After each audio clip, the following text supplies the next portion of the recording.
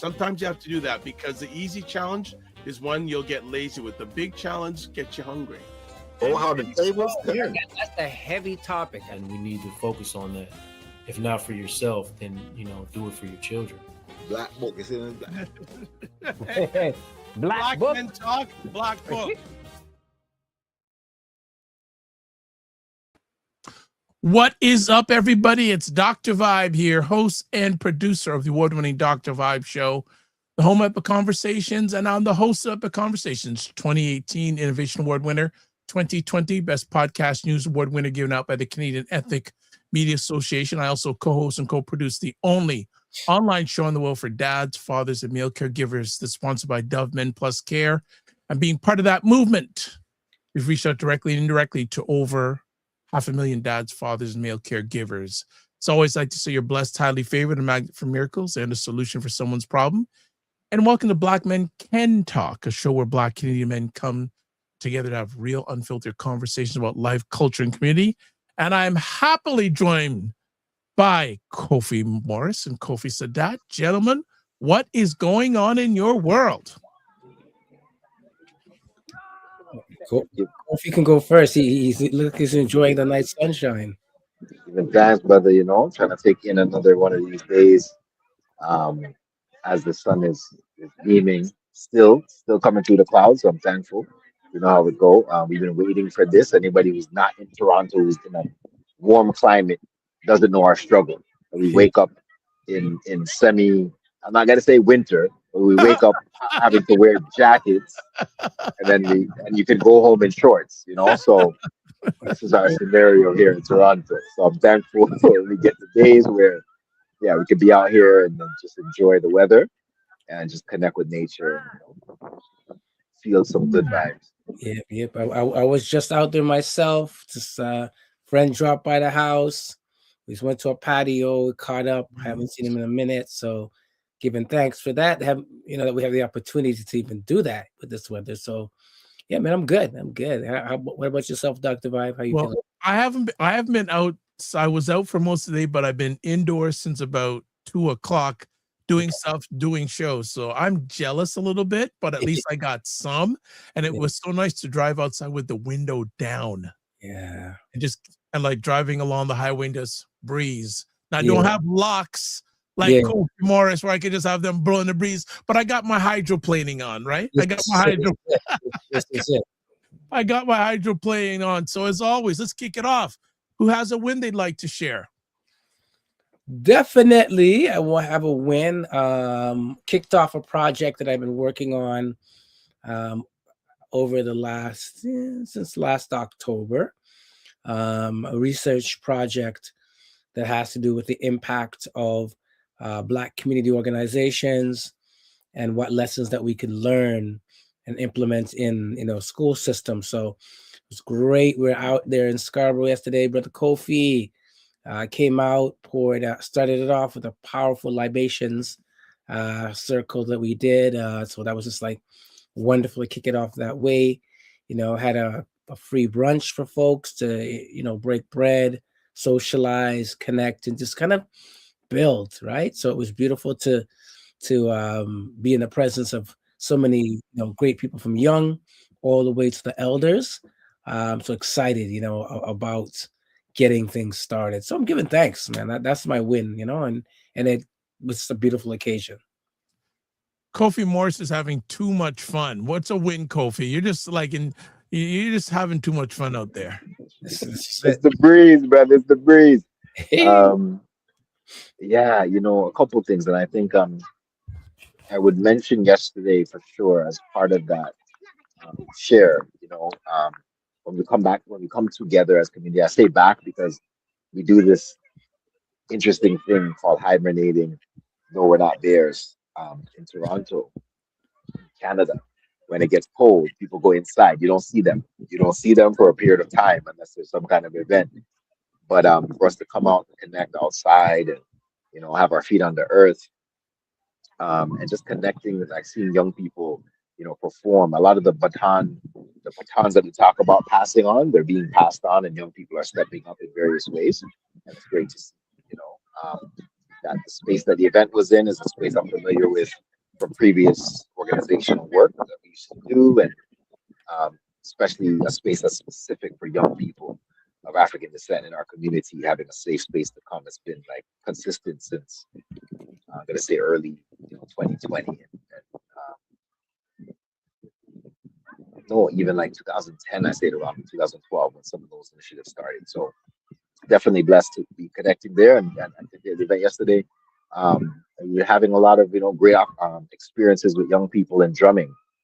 Recently hosted a panel with Santa Manuel Youth Association. I do some work with them called Rooted and Rising, and I was able to facilitate a panel discussion, which included a young person on the panel and other folks from communities, specifically dealing with aspects of, connections with the criminal justice system and how to navigate that space and its connections to mental health. So it was a blessed, event. All went well, and they had some young people drumming with us. It was their first time drumming. We met with them only once, and the next session we had with them, they were able to present collectively. So I'm glad to see again young people stepping up to the plate, and then having an interest in our culture and connecting with West African drumming. So it's beautiful to be able to plant seeds of something that can be something that they take with them throughout their lives and what have you, and something that I walk with till today. I'm here with my drum. You can't look in, I can't see. I'm here with my drum right now at the park, just holding some vibes, And as you play, anytime we go out and we play, people are attracted to it. Our heart is connected to the rhythm of the djembe. So when the drum is sounded, people come. It draws people in. So just proclaiming our culture one day at a time. I'm thankful. Nice. For myself, a lot of wins, but I think one of the best wins I've had in a while involved a group of gentlemen, two of them that are on the screen right here. We got together in a very short period of time to work on an opportunity. I'm speaking, it's going to happen. The nice thing about it was that we were all of like minds. And a lot of times when we get involved in situations, even if it's people that it can be a struggle just to get it off the ground. And it was a wonderful experience. Just we started on the run. We just bam. We all were like-minded. There was one or two gentlemen I don't really communicate with a lot, but it's like when we were having conversations together, all of us, it was like one body. It was fantastic. And I'm speaking that this opportunity will come through. We can't tell you what it is now. When it comes through, we'll certainly tell you more about it. But just having that feeling of Black men working together and working together on something that's bigger than them. That was a beautiful feeling. That was, I bragged about it to a number of people. And especially the people who say, oh, Black men this, Black men that. Sorry. So that's it. Anything else we want to share before we go to break? This is where I insert the applause and the air horn. Dr. Oh, right? you want applause? You want applause? Did you ask for applause? Applause.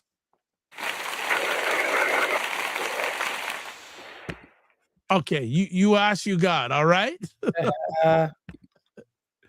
Nice. Anything else before we go to break?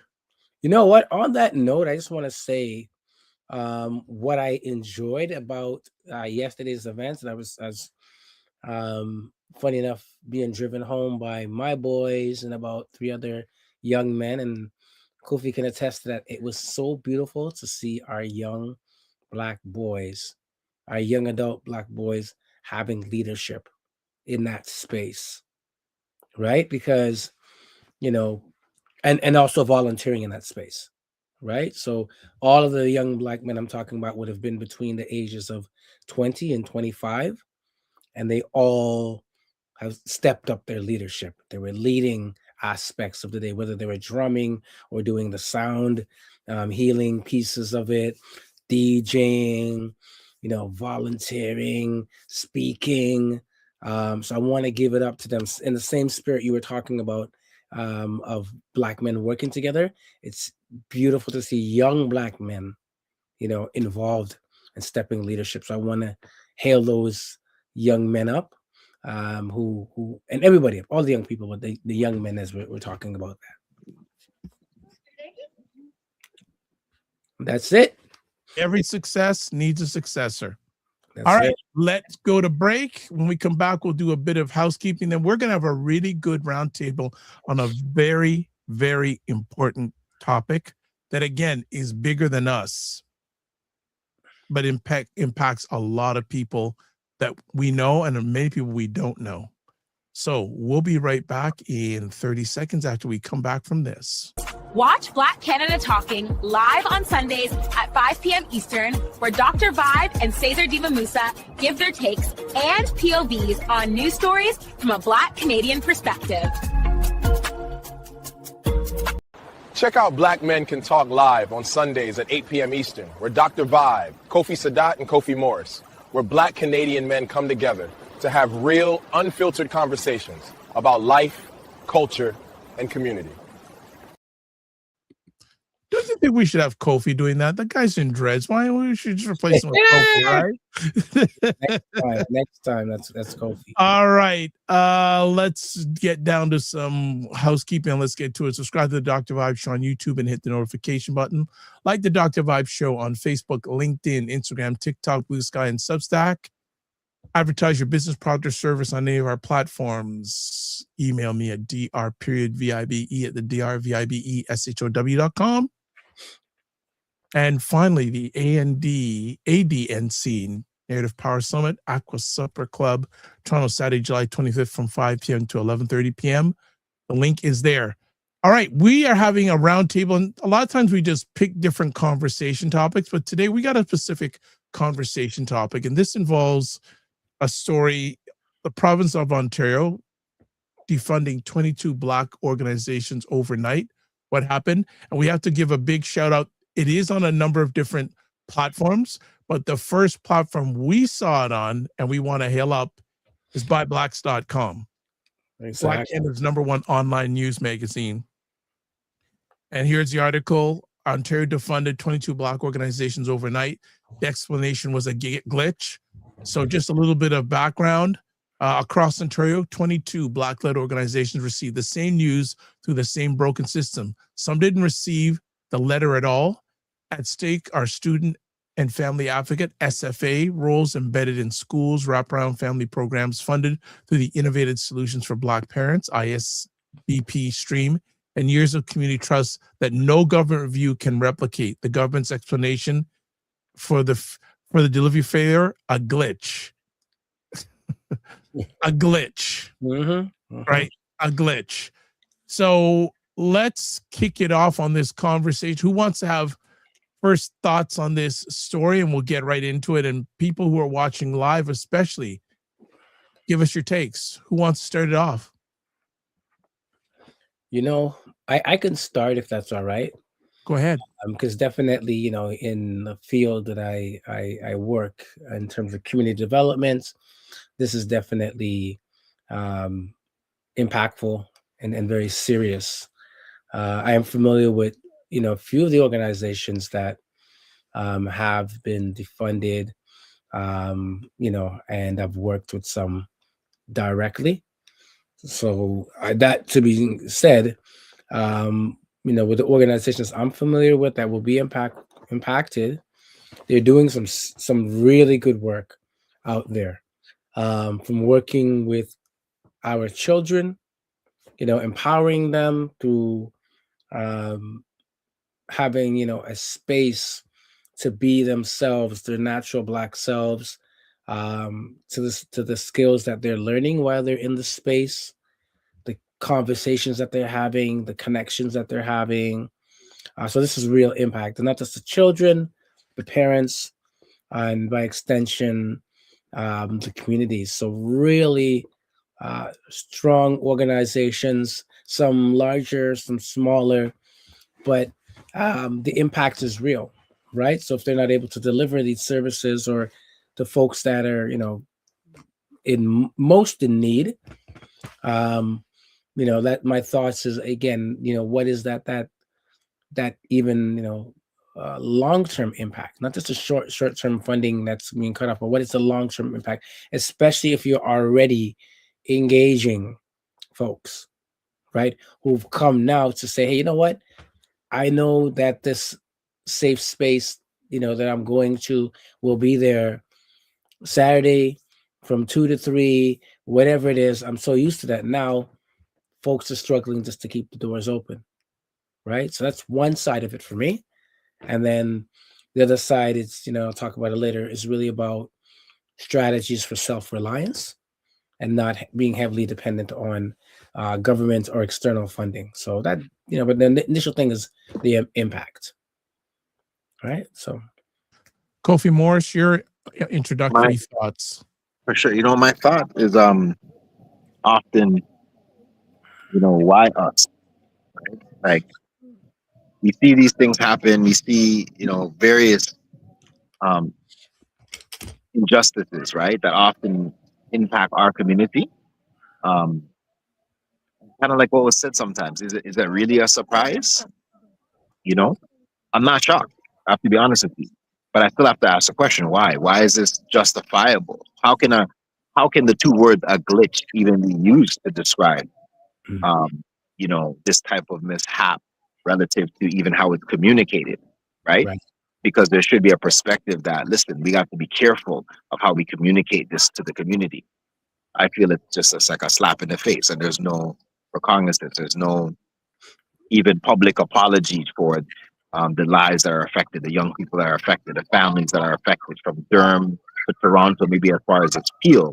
We're talking direct families, communities, children, workers, people who have been working in the field for ages, who rely on those resources to feed both their families, but also to support the needs of a community. So that's, my thing. The first thing, right, is like, why are these things justifiable, and then why are they to a degree accepted? And what I mean by that is the uproar that needs to take place in our community when these things happen. I think in some cases we become desensitized to it, and we go into a place of scrambling. We go into a place of survival. We go into a place of just having to try to cope and deal with the situation without having the right advocate, because not everybody can advocate. So you have people put in place that can do the advocacy work, right? And I'm not to say that stuff is not happening, but you don't see it being reported or discussed, right? Lawyers having meetings, things that are happening, but at least to say that we have an approach, we have a strategy to address this communally, both internally and externally. It's often not being communicated, so people feel lost. They feel like there's no hope, in a sense, because nothing's being done. Even if something's being done, we're not aware of it communally. Right. True. Yeah, I'll add in some thoughts. I wasn't aware of this story. Oh, actually, I was about 2 or so weeks ago. And I do jump onto what both you're saying. I haven't heard a lot of uproar about this. So piggybacking what you're saying, Kofi Morris, that have we just become desensitized? Yeah. I haven't had a lot of people approach me about this situation. Yeah. Right. And I think part of it is, at some level we might be a little bit desensitized, but also we're asking often the vulnerable people who rely on these organizations and services to actually be, at the forefront in terms of the resistance. Right. And I think sometimes, again, like if I'm just struggling to put food on the table, or whatever the situation is, and then I'm an organization supporting me in other ways, right? My thinking may really just be about, okay, I just got to survive for now. And it happens, right? So I think that I agree with you guys, but I think a lot of the advocacy and bringing it to the forefront, such as by Blacks, has done, like those media outlets, but we need community to get behind this, right? And to say, hey, wait a minute, right? Like these organizations play a pivotal role in our community. And again, I agree, going back to what Kofi said, is asking the why, right? Is that, I mean, in a realistic thing, you can imagine that you're planning to pay your bills, your rent, your mortgage, whatever, and then your employer tells you, on, was it May 31st today, that, oh, sorry, we're supposed to send you a notification that you don't have a job due to lost funding. We were supposed to send it to you, whatever, a month ago or whenever before. And then tomorrow, June 1st, you have to pay rent. Right? That's not acceptable. Right? No, it's not acceptable, because again, imagine going into work tomorrow and you're like, oh, sorry, we're supposed to send you that email, and right. So I think definitely an apology needs to be made, but I think even going further than that, maybe extend some of the funding, because people are not able to prepare properly. Right. And again, it's more than the person who's employed in that organization that's going to be impacted.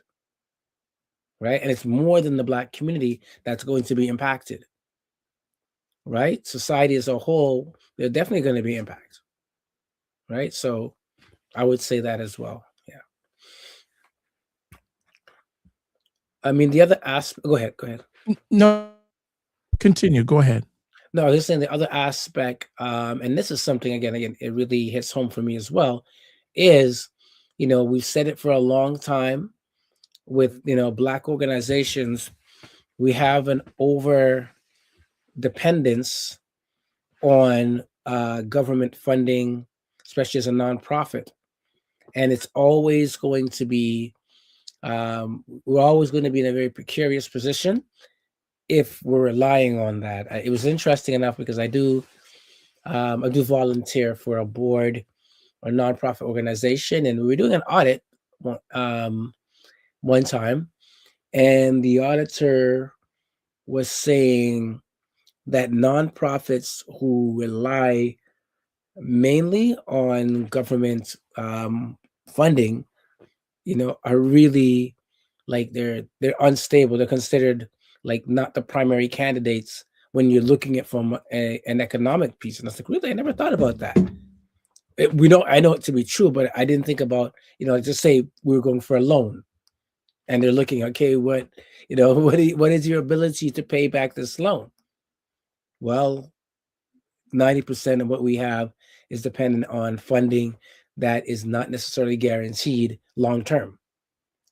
Right? Would we be a good candidate to get that loan? Probably not. Right?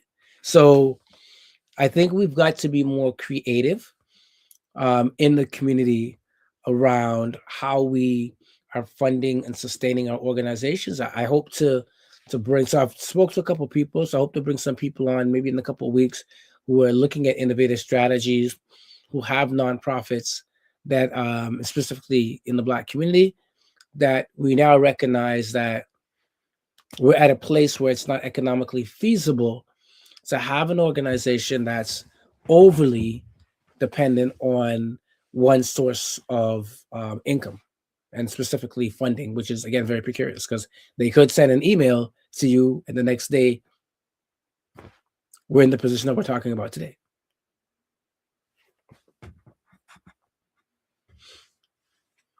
Brother Kofi, do you have anything to say on that? 100%. Go ahead, Brother No, Kofi. Well, okay, Black Nerd Talks has a comment here saying, so was this a short glitch on a system? How long did this happen for?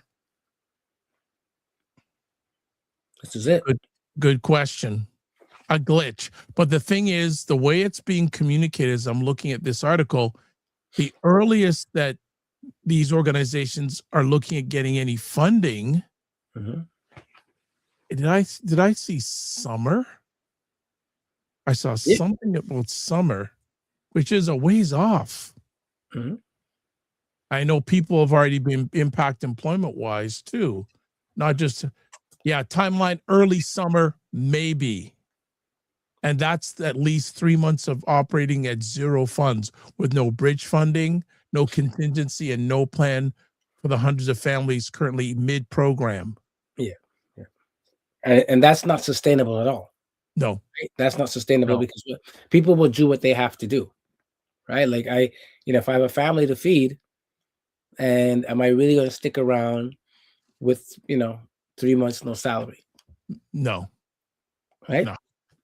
Would you expect them to? No, There no. you go. Again, in terms of being ethical, nobody should be out here doing this level of work for free. Now you can volunteer your time and whatnot, but we're talking about organizations, right? So, we wouldn't have that expectation, right? It would be great to go to the grocery store for 3 months and take everything off the shelf, and you don't have to pay anything. That'd be great. That'd be ideal. But that's just not the world that we operate in. Mm. So, Brother Kofi, any thoughts? I got some conversation pieces for all of us here, but any Sure. So additional thoughts? just for clarity, for those that are just tuning in again, maybe just hearing about this, I'll read a couple points from the Now Toronto um, report here. So the affected organizations say they received notices in March 2026, but funding programs such as Student and Family Advocates (SFA) and Innovative Supports for Black Parents (ISBP) would end or be significantly disrupted. The organizations and advocates have been demanding emergency funding and reinstatement of the programs. This is the interesting part, right? The Ontario government has publicly stated that funding decisions are still being finalized and that no funding has been cut, which conflict with the experiences reported by the organization. So you have a government that's communicating to the public via news outlets that what is presently happening to a group of people, to a community of hundreds of people, that denying that it's actually presently happening. wow, that's crazy. Now, as of the latest reports published this week, there has been no public announcement of a date or of reinstatement, no signed funding agreements announced, and no timeline released for restoring the affected programs. There's a couple of, and this is from Durham all the way to Peel. And the interesting thing we're finding, if we really look at it, is that most of these are Black family-based organizations. These are organizations that specifically support family-based initiatives in communities. So we're not just talking the children, we're not just talking the youth, we're not just talking the adults, we're talking the elders, everybody in between, the seniors, right? Whatever programs that are supporting counseling services, support services, health-related services, all of these things are being affected. And you just think about it, where have we seen things like this in the past? Where have we seen things like this in America? We have these huge cuts to programs, knowing who it's going to affect on the ground, right? Mhm. So it's not just one stream of people. It's not just one demographic, right? Mhm. Age group wise or anything. It's specific to our community and specific to families. Yeah. And it's not just, to add to that, it's not just like I mentioned before. There are very small organizations that have been impacted, and there's very large organizations. So I'm not sure, what the communication is around what the government's saying, but I've heard from one of the largest Black organizations, through their leadership, they've put it out public that they received the email, for the funding being cut. To a very small organization that's on social media as well. They've talked about it. So I'm not sure where the miscommunication comes, or the Jedi trick they're trying, but these are folks who are in leadership positions that have received the news, right? Shared it, right? So I'm not sure where that confusion comes, or maybe they let them know, but they haven't put it out publicly. I'm not sure what it is, but you still inform them that the funding is cut, right? So what do you guys think about this glitch explanation? What do you think about it? Personally, I think it's one of these, like, your hand got caught in the cookie jar thing, and then you're trying to backpedal, right? Like the glitch, an email got sent at the wrong time, or was delayed, or whatever they want to say about it. There's always an intention, right? So regardless of when you said you want to send it out, because some folks said they received it, like to say, on Sunday, at 11 p.m. Right? So I don't know, but I think someone has to press the send button for an email to be sent, right? Mm-hmm. So I don't know who's working on Sunday at 11 p.m. or I'm just giving an example. So it was sent, and if you read some of the good articles and by Blacks and other things, you will see a lot of these emails received in out of work times, for example, right? So it doesn't matter, I think, at the end of the day, whether they, the glitch issue is not as important as the funding, right? Because we want to push back against that as a community. Because when it was popular, what I mean, the George after the George Floyd, and I it was was going to get to that. it was the flavor of the month, right? Folks were throwing money left and right, and so and so, and now we're acting as if the same ills, and anti-Black racism that is manifested, here in Toronto and around the world, but specifically here in Toronto, Durham, Peel region, and across, because it's not still happening, but it is still happening, right? So again, what is the rationale about not supporting folks where we've got the data that systems are failing us and we need some alternatives, especially from within, right? So yeah. Mm-hmm. Okay, I also want to ask, piggybacking on what you just shared, Kofi, about the Black by Blacks article says, quote, Black people were the flavor of the month, unquote, after George Floyd. Do you agree that DEI backlash is connected with these cuts? Does anyone think that? Of course.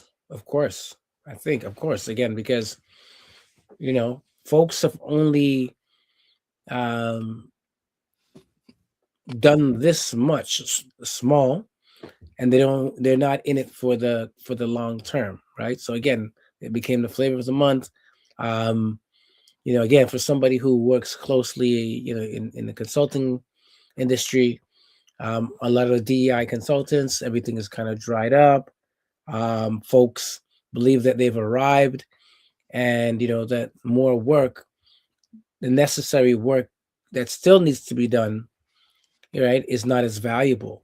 So definitely connected to that, especially because people like to lump a lot of things together. For example, BIPOC, right?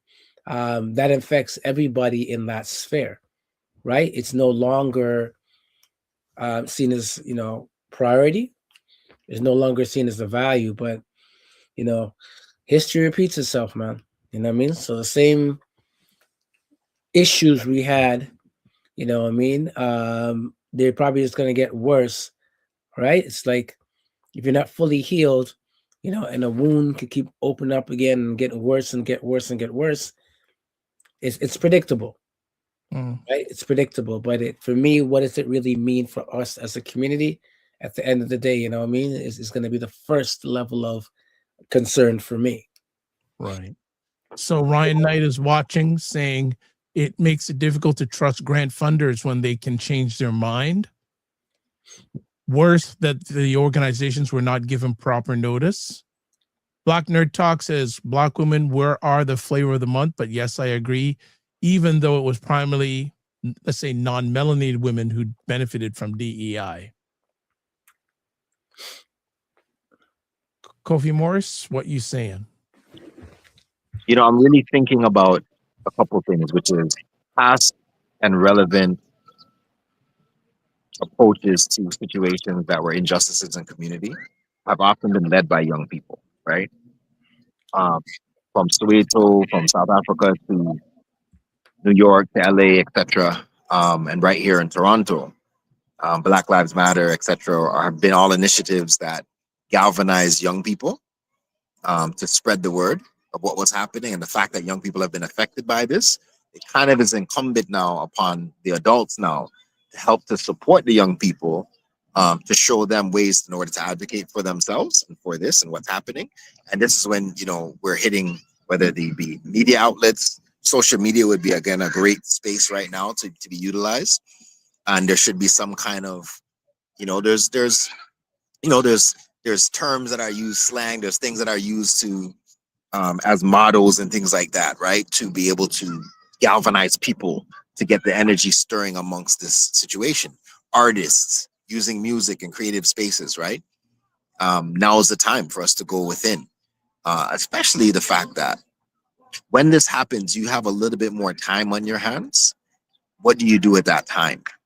What are the young people? When summer's coming, right? All these programs that would be taking place for the summer, guess what? There's a direct link to children, young people that don't have access to community-based programs, right? And unhealthy behaviors, right? Their time, they have too much time on their hands. They don't have a community center to go to, an initiative to go to, sports-related program to go to, an after-school learning program, or what have you.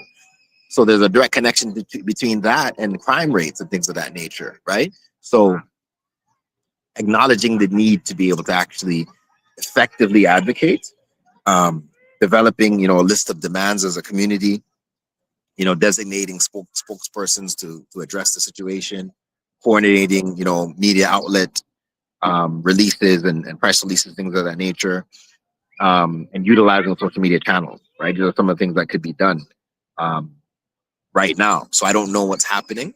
It'd be incumbent on, members of community and even people, you utilize people in government positions, MPs and things like that, who say that they advocate for the community, right? Have them to get their boots on the ground as well, to say how can they help, right? Because it's the same voters that are going to be voting for them next election or not, based upon their responses to these things. And as a community, we haven't done our best to galvanize and utilize the local MPs and the people in situations when we're in trouble like this. And we're going to be posting a list of email addresses and places people that can be contacted later on in the show. So stay tuned for that, so that you can directly send your emails and your information over to the people in local and government, federal government and provincial, to be able to address what's happening. Because oftentimes we may complain internally, but not be sending the right emails and letters and signing creating the petitions, because that should be circulating as we speak, right? I'll say that people are tired. I'll be honest, right? I think that there's a significant percentage of the population that would be doing some of this work on the ground that have become tired, that are going to be looking maybe for different streams of income in the interim, as opposed to necessarily advocating and fighting. And it's not the time for us to lie down. So all of our people who are listening, all our social service workers, we feel you. Some of us have been there.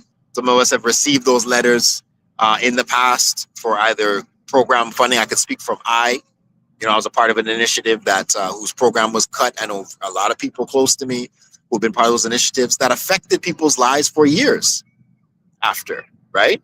Because you go from one income to, having to navigate systems, and sometimes you have to downgrade whatever your situation is. And this affects families on significant levels, and from a mental health perspective as well. So some of the backlash of this will be seen. But to be able to collectively move and organize ourselves, and also support the journey, the grieving journey right now as well, is important. And just to let you guys know, we feel you, and be like I said, if we've been there ourselves.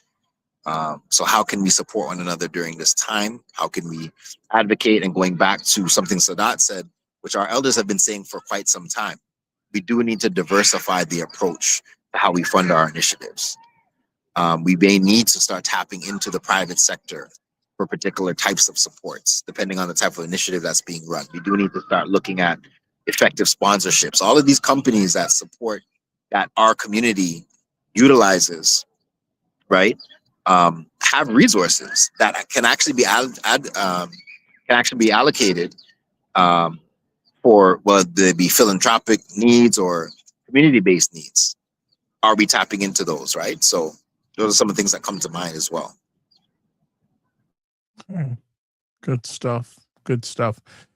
For, you know, so let's talk about this conversation piece. When decisions are made about Black communities without consulting Black communities, what message does that send? And I'll start off, I just don't feel like we're valued. You know, we pay tax dollars. We should get benefits from the tax dollars we pay, or our brothers and sisters. If it's going to somebody else, I don't know if that's fair. Just a thought. It doesn't feel valued.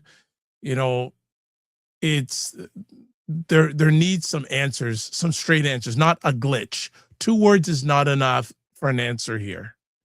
There needs to be a full explanation. There has to be some accountability on why this is happening. Yeah, it's true. And I think I agree with you that, you know, like when we're not there for the conversations, but we're only there for the decisions, then there's a lack of, you know, respect for our voices at the table, right? So it's like, you don't ask me what I want to eat, but you serve a meal that, for example, I'm a vegetarian, but you put all meat on the table. You know, we didn't have a conversation before we got to the place of what's there to eat or not to eat. But I would also add that we need to have conversations about sustainability. Yep. Before this happens. Yeah, before this happens, right? Because I think staying ready allows you to respond in a better way, right? Just be reactionary. I think that's other thing, coming back to what you said, Kofi, about people being tired. I think that, you know, people are tired of always just reacting, right? Many folks want to strategize. Many people want to move into action, right? Like, just tell me where I get in, what I need to do. Like, say, you know what? We're organizing that march on Ottawa tomorrow. I'm there, right? Oh, we're looking to go into the community and do some self-funding. I have to big up Kojo from Pride organization. They have a huge shortfall because many of their sponsors have not been able to give as much money in the past. They've got little less funding. I saw a story with Kojo, and they hit the streets. They literally went to their community and said, look, we don't have the funds to sustain many of the good things we're doing. We're asking you to drop, you know, a little money in the bucket, to tap your card, right? Going to the folks and saying, you know, here is the value, because many people know the value already, especially in these organizations, these communities. Sometimes you got to go back to our own and have these conversations before we're having these other conversations that are more reactionary. We need to have some more sustainability conversations.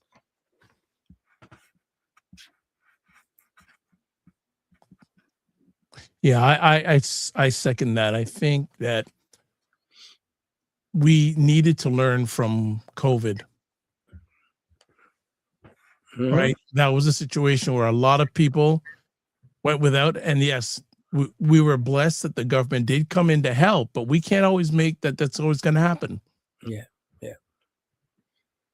My hope is this extreme is taken as a lesson learned for it not to happen again. Yeah. Right. Yes, government has their glitches, but as a wise man told me a long time ago, is those who feed you can starve you. Yeah, that's where we need the air horn, man. We need the air horn. That's where we needed that. Yeah, those who feed you can starve you, and you know, we've all been in those situations. I'll certainly admit it, and you can get starved on a moment's notice. And I mean, maybe I'm the one out here saying this, but I think it's a very intentional strategy, right? And I say that because, you know, in the world of funding, we all know that it's according to the terms. So you can get 1-year funding, 2-year funding, 5-year funding, whatever. It's terms, right? It's a contract, and there's nothing guaranteed that the next year funding will be extended. So we can put that on the table. But if I'm somebody who is not necessarily gonna support, it's coming back to just the flavor of the month, I'm like, hey, you know what? I can fund these guys for a year and then drop out. I did my little bit, right? I can fund them for 2 years, knowing they really need 5-year funding even to get off the table, but I'm gonna do my little bit. So I think a lot of times for me, I think it's intentional. I really do. I find that, if the winds change and DI or supporting Black organizations is no longer popular or political, they make intentional decisions to say, hey, I'm going to send that email at midnight, that glitch, knowing that folks are not prepared, right? And what will happen is, quite typically, a lot of these organizations are not huge. They're probably going to fold because they weren't prepared for tomorrow, right? So that's what I believe, but that's maybe my conspiracy theory self, but I think so. I think a lot of this is intentional. They know. They know, like you said, if you starve a people, they can go hungry, or they can perish, right? So yeah. What are your thoughts? One of the things that come to mind relative to the question around sustainability, right, and how we move forward, what does the future look like? How do we move from dependency to sustainability? I've seen some really creative approaches to creating resources for nonprofit-based organizations, more from like a mainstream organization perspective. I've seen bike repair shops created, right, where they buy and sell used bikes and restore bikes and repair bikes and stuff like that, right? I've seen initiatives like just pre-COVID, there was a big push for a lot of these courier-based initiatives. And that was a big thing in the States, where couriers were, of course, required, and they still are. So nonprofits connecting that, so that individuals that, again, whether you had issues with the law, I've seen John Howard do things like this, it gave them access to programs. I've seen, what are they called? Bug spraying initiatives, right? That's a huge thing in terms of community-based needs. Apartment buildings getting contracts, right? Hiring community-based organization initiatives to do bug spraying and stuff like that. So there's all these various different approaches that could be taken from a social enterprise standpoint, for those that are not familiar, that are listeners here. That's one of the approaches that a lot of organizations have taken to raise funds. And I've even seen it on a smaller level with organizations that are supporting mental health, autism, things of that nature, and having people with developmental disabilities working in things like woodworking shops, right? And selling crates, wood crates and all this kind of stuff, like simple work that could be done. But guess what? Every month that's creating revenue for the organization, because these skids have to be purchased by all these different companies that need skids, right? So there's so many things that could be done. It's just the openness to know when to pivot and how to pivot at times, and to prepare ourselves and to be able to take a page from the book of those who are doing it well, right? Sometimes smaller organizations get trusteed by larger organizations, and you're working with that organization for 3 to 5 years on a contract or whatever. Take that information. We've seen this too, right? Take the information that you learn from the larger organization and apply it to the work that's being done, right? So I do think we need to look at, again, sustainable ways, creative ways that are actually proven that help community-based initiatives, and then starting to shift a little bit in terms of the dependency. Because we felt this coming. There's groups of people in community, we've been having these conversations for like over 10 years that these types of cuts, right? We're coming. We talked about them. Yes. Very true. Very, very true. So what should Black communities demand from the Ontario government right now? What should we be asking the Ontario government? Accountability, first thing, right? To be accountable to the decisions that you're making, and full accountability, not simply just, okay, you're cutting the funding of this organization, so it's going to be impacting the staff, right? But looking at, walking back and saying, okay, there's, anti-Black racism in the health system. We've talked about the disparities.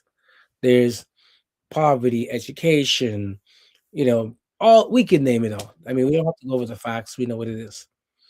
How will you cutting this funding to organizations that are doing this good work? How will that improve the situation? Or how will it make the situation worse? Right? Because people have to be accountable. Like you said, Dr. Vibe, these are public dollars. So it's not money that necessarily is coming from a private entity. They, I can choose to spend my dollars. This literally is our money, right? So, we need to have that level of accountability, because once it's on paper and it's out there and you're saying, well, hey, we know that, if you defund this organization, that 20 families will go hungry because they depend on the food bank. And then it's also incumbent on us to come with our facts as well, right? Not just anecdotal, but hey, look, we feed 100 families per month. We've been doing that for the last 5 years, right? We're keeping kids off the streets. Here's our numbers. Here's our impact, right? We have to be prepared for that. But again, it comes back to the accountability when it comes to the message to the government. Because at the end of the day, it is what it is, meaning that if we show you the road and we show you where the road is going, when you get to that destination, there will be no excuses, and there might not even be any turning back, right? And part of that will be, hey, maybe you won't even be around for that. You won't be in power for that, right? So yeah, the accountability to me is always a thing. We're not begging. We're not, doing any of that kind of stuff. We're just really saying this is the reality of the impact of your decision. So be accountable to it, right? So yeah, that's what I would want to message. No, it's really important.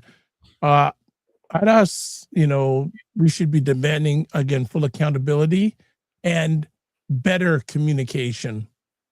And I think those who have the ability to do this, saying, because you've treated us like this, we don't feel like you're valued. We're valued. Do you value us? And how are you going to show that you value us going forward? And we define the terms.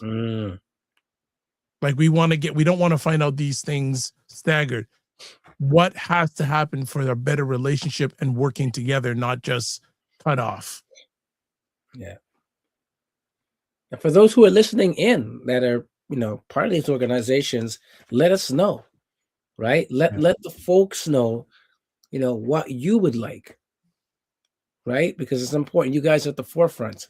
Yeah, you're on the front line, and and I know time is beginning to wind down here, but let's be solutions oriented here.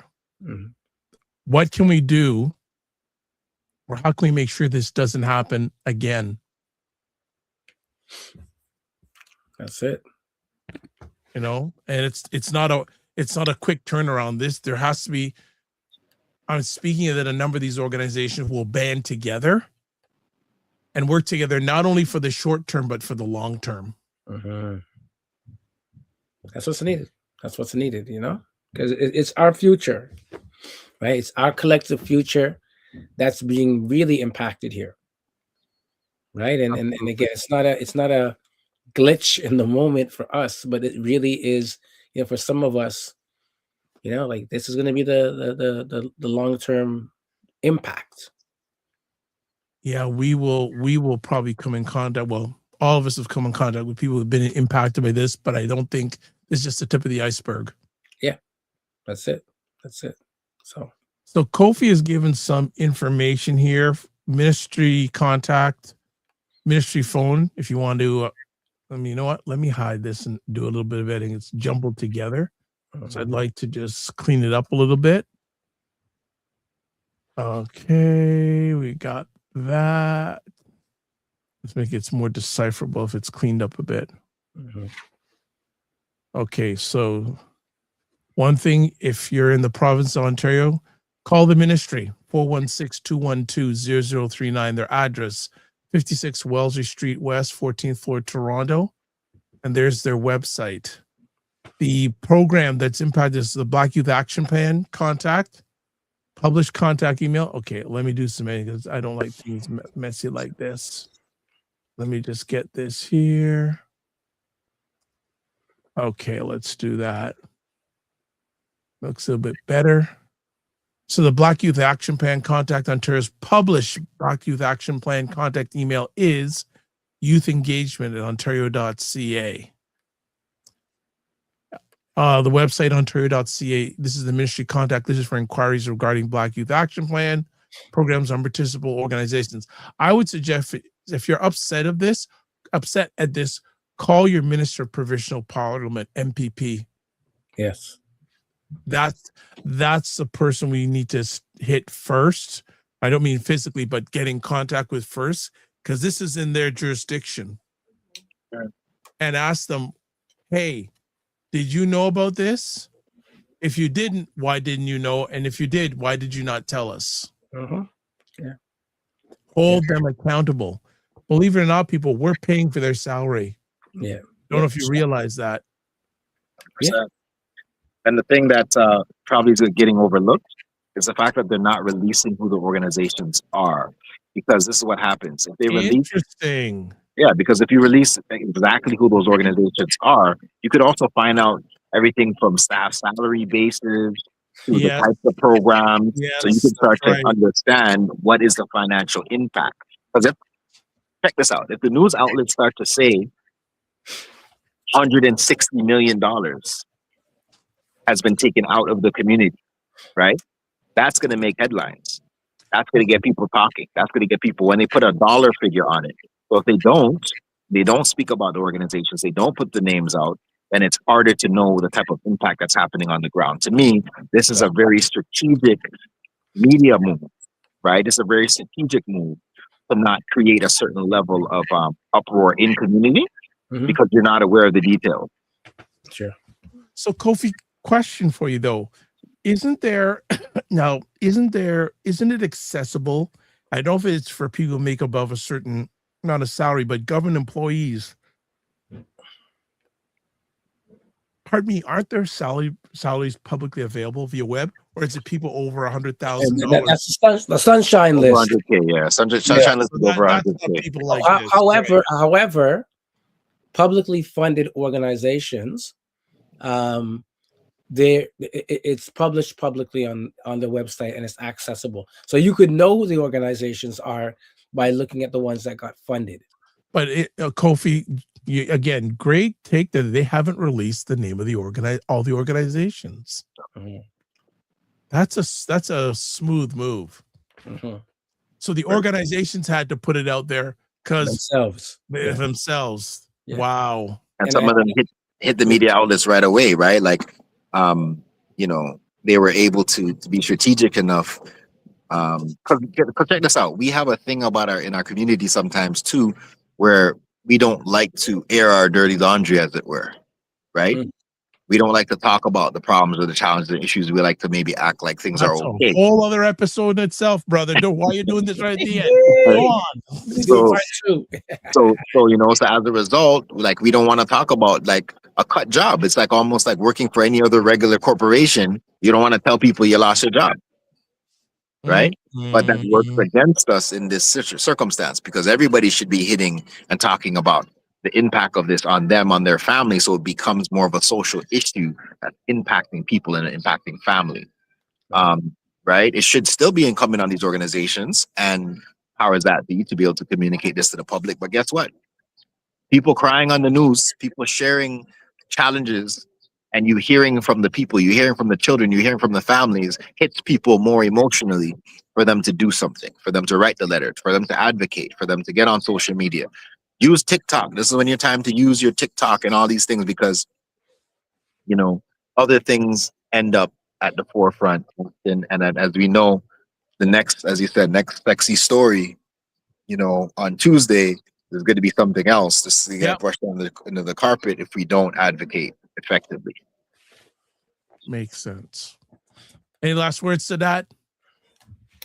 Yeah, let's keep the pressure on. Let's keep the awareness going. If you know about this story, please share it. Go to your MPP, call their office, say you're not happy with share it. with other people in the community who may not know. Yes. Like you said, it's not that popular out there now, but the more we start spreading and talking about it, and then encouraging action, there may be some change. All right. So as always, we want to say thank you for watching. And before we let everybody go, we got a comment that just came in here. All right. I will let that comment go. And I'm going to just do this. So if you want to get a hold of Kofi Sadat, email address nazojan@gmail.com, Instagram, Maroon, one of my all-time favorite IG handles, Maroon, YouTube, Nazo Community, Facebook, paul.osborne.31. Kofi Morris has come from the dark side. One link, taplink.cc/Kofi Coach. Myself, it's taplink.cc/the drvibeshow.com. Also, if you want to reach out to us, Black Men Can Talk. That's BLKMENCANTALK@gmail.com. As always, you can watch replays of this epic conversation on the Dr. Vibe Show on YouTube, Facebook, LinkedIn, on the Dr. Vibe Show, and also Paul Osborne on Facebook. Let's see. We may have one more comment. Oh, needs some. There she is. Our number one of our top supporters. Thank you for insightful Tratkins. Thank you for all you do. And you know what? When are you coming on the show? We need to have you on the show. Keep telling me we need some more koi. Yes, need some more koi. What's your time? Right? It's your time. All right. We need you to have you on. So let's hear from you. So, you ready? She said, "You ready?" I'm ready. Okay, so who can reach out to her? Who's going to reach out to her to get I her can on? reach out to her family. I'll reach out to her. All right. We're looking forward to that. Absolutely. That'll be an exciting and epic conversation. So as always, live your life as a dream. If you can dream it, you can make it. Sometimes you have to get smaller, get stronger. Block assumptions. Aim bigger, aim better, aim higher, and wider. Love, faith, and respect. Don't just manage your time, manage your energy. Remember to give yourself grace. And if you're not making money, make history. Try to do both and make it better. And get some vitamin D. Man, Kofi's ahead of the game. So Ready up. Well, keep the faith and walk good. We'll see you soon. Peace.